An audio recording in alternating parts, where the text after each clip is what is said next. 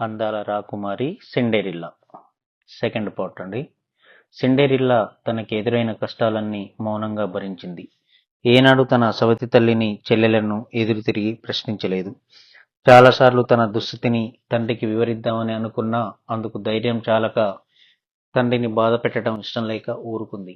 అంతేకాక తన సవతి తల్లి తెలివిగా తండ్రికి అసలు విషయాలు తెలియకుండా జాగ్రత్త పడేది. సిండెరిల్లా ఏం చెప్పినా అతను కూడా కూతుర్ని తప్పుపట్టేవాడేమో. ఇక చేసేదేమీ లేక సిండెరిల్లా తన రోజువారీ పనులను చేసుకుంటూ తన సవతి తల్లి పెట్టే హింసలను భరిస్తూ నిజంగా ఒక దాసిలాగే మిగిలిపోయింది. ఆమెకు కాస్త ఊరడింపు ఏదైనా ఉంది అంటే అది తన తల్లితో గడిపిన ఆనందకరమైన రోజులు మాత్రమే. తను అల్లారుముద్దుగా గడిపిన క్షణాలను గుర్తు తెచ్చుకుంటూ వంటగదిలో ఒక మూల కూర్చొని కొంతసేపు ఏడుస్తూ కొంతసేపు నవ్వుతూ కాలాన్ని గడిపేది సిండెరిల్లా.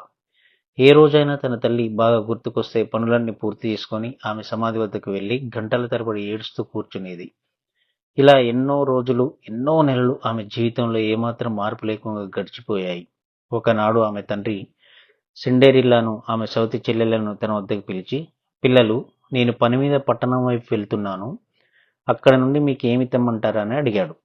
అతని ప్రశ్నకు ఆనంద పరవశులై సవతి కూతుళ్ళు ఎన్నో అడిగారు.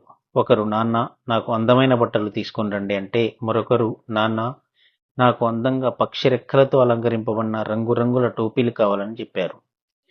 ఎంత అడిగినా మౌనంగా ఉన్న సిండెరిల్లా వైపు ఆమె తండ్రి తిరిగి, సిండెరిల్లా నీకేమి తెమ్మంటావు అని అడిగిన వెంటనే ఆమె చిరునవ్వుతో, నాన్న మీరు గుర్రంపై వెళ్ళేటప్పుడు ఏ చెట్టు కొమ్మ అయితే మీ తలకు ముందుగా తగులుతుందో ఆ కొమ్మని త్రుంచి నా కోసం తీసుకుని రండి అని చెప్పింది.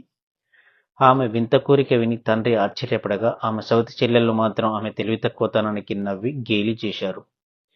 ఎంత అడిగినా చెట్టు కొమ్మే కావాలని చెప్పడంతో సిండెరిల్లా తండ్రి ఇక చేసేదేమీ లేక అదే తెస్తానని చెప్పి వెళ్ళిపోయాడు.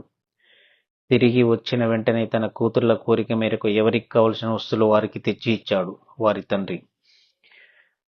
సిండెరిల్లాకి చెట్టు కొమ్మని ఇస్తూ ఈ కొమ్మతో ఏం చేస్తుందో అని అనుకుంటూ తన కూతురి తెలివి తక్కువతనానికి నిట్టూరుస్తూ ఆమెకు ఆ కొమ్మని అందించాడు. దాన్ని అందుకొని తండ్రికి మనస్ఫూర్తిగా కృతజ్ఞతలు తెలిపి సిండెరిల్లా వెంటనే ఆమె తల్లి సమాధి దగ్గరకు పరిగెత్తి వెళ్ళింది. సమాధి దగ్గర తన తల్లి గుర్తుగా కొమ్మను నాటి ఆమెను గుర్తు తెచ్చుకుని వెక్కి వెక్కి ఏడ్చింది. ఆ రోజు నుండి సిండెరిల్లా ప్రతిరోజు క్రమం తప్పకుండా ఆ చెట్టుకు నీరు పోసి శ్రద్ధగా పెంచేది. అలా కొన్ని సంవత్సరాలు గడిచాయి.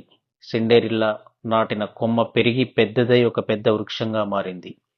ఆ చెట్టు నీడలో సేద తీరుతూ అమ్మ ఒడిలో ఉన్నట్లు ఊహించుకొని సంతోషపడేది సిండెరిల్లా. ఆ కొమ్మ మాత్రమే కాదు, గడిచిన సంవత్సరాల్లో సిండెరిల్లా ఆమె చెల్లెళ్ళు కూడా పెరిగి పెద్దవారై అందమైన యువతులుగా మారారు. పెళ్లి వయసు దగ్గర పడుతున్న కొద్దీ వారి అందం పెరుగుతూ వచ్చిందే గాని ఈ సుమంతైనా తగ్గలేదు. సిండెరిల్లా ఎప్పుడు పని వల్ల మురికి బట్టలతో చెదిరిన జుట్టుతో ఉన్న అందంగా అలంకరించుకొని ఖరీదైన బట్టలు వేసుకొని తిరిగే తన సవితి చెల్లెళ్ళ కంటే 1000 రెట్లు అందంగా ఉండేది. నిజమైన అందానికి అలంకరణ అవసరం లేదు అని ఆమెను చూసిన ఇరుగు పొరుగు వారు అనుకుంటూ ఉండేవారు. మహారాజు గారి ఆహ్వానం. కొన్ని రోజులు గడిచిన తర్వాత ఆ దేశపు మహారాజు ధనికులు రాజకుటుంబానికి చెందిన వారందరికీ ఒక వార్తను పంపించారు.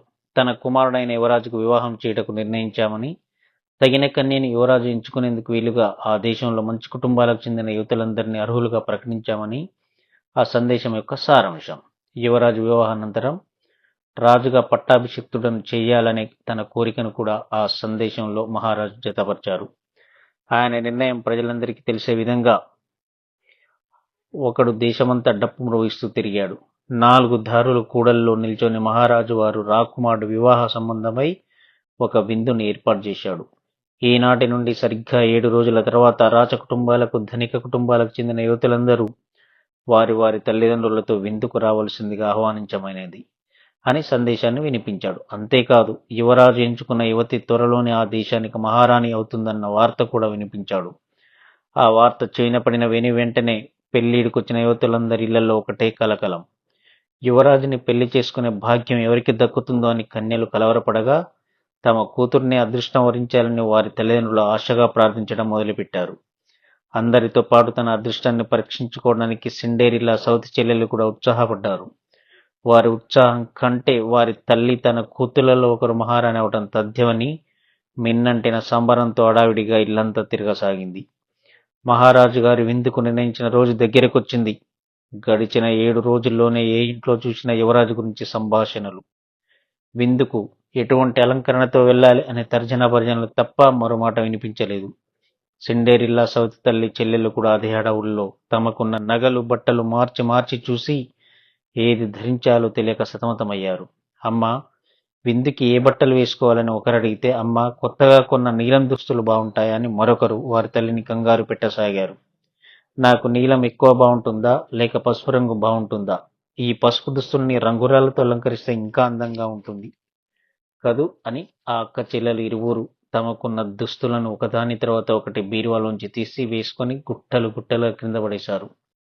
వేసుకున్న దుస్తులతో నిలువుటద్దం ముందు గంటల తరబడి నించొని ఏది ఎక్కువ బాగుందో నిర్ణయించుకోలేక మదనపడుతూ కంగారుగా తిరగటం తప్ప ఒక నిర్ణయం కూడా తీసుకోలేకపోయారు ఆ ఇద్దరు.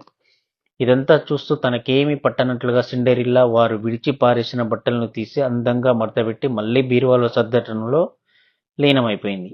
సిండెరిల్లా కూడా తమ ఈడు యువతి, తనకి కూడా విందులో పాల్గొనాలని కోరిక ఉంటుంది అనే ఊహ వారికి ఏమాత్రం కలగకపోగా ఆమెను మరింత బాధ పెట్టడానికి వారు ఇరువురు ఆమె వైపు తిరిగి, సిండెరిల్లా, ఏ దుస్తుల్లో మేము ఎక్కువ అందంగా కనిపిస్తున్నామో చూసి చెప్పని అడిగేవారు. తన తల్లి మంచితనాన్ని, శాంత స్వభావాన్ని పుణికిపుచ్చుకున్న సిండెరిల్లా వారి ఇరువురి వైపు చూసి మనస్ఫూర్తిగా వారికి ఎక్కువ నచ్చిన దుస్తుల గురించి తన అభిప్రాయం చెప్పేది.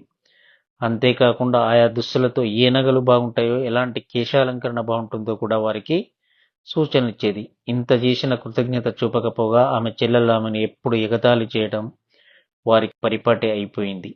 మనసులో అమితమైన బాధ ఉన్నా బయటికి అది కనపడనివ్వకుండా చిరునవ్వుతో వారిని బాధలన్నింటినీ మౌనంగా భరించేది మంచి మనసున్న సిండెరిల్లా. వీరి హడావుడి చూసి ఒకనాడు వారి తండ్రి అందరూ భోజనం చేస్తుండగా సిండెరిల్లా కూడా, వీరు ఈడుదే కదా, ఈమెను కూడా విందుకు తీసుకుని వెళ్దామని సూచించాడు. అంతే. అతడు అలా అన్న వెంటనే అతని భార్య కూతుళ్ళు ఒక్కసారిగా అరిచి, ఈ మురికి పిల్లను, మసిబుగ్గును మాతో పాటుగా విందుకు తీసుకుని వస్తారా? ఒక్కసారి ఆమె వైపు దీక్షగా, రాజుగారి విందుకు తీసుకుని వెళ్తే అవమానం తప్ప మనకు జరిగేది ఏమీ లేదు. అసలు ఈ ఆలోచన మీకు ఎలా వచ్చింది నాన్న అని అతని మీద ప్రశ్నల వర్షం కురిపించారు. సిండెరిల్లాను తీసుకుని వెళ్లటం భార్య పిల్లలకు ఏమాత్రం ఇష్టం లేదని తెలుసుకున్న తండ్రి నిస్సహాయుడై మరో మాట్లాడకుండా వారు చెప్పిన దానికి తల ఊపాడు. సిండెరిల్లాను విందుకు తీసుకుని వెళ్లే ఆలోచనను విరమించుకున్నాడు.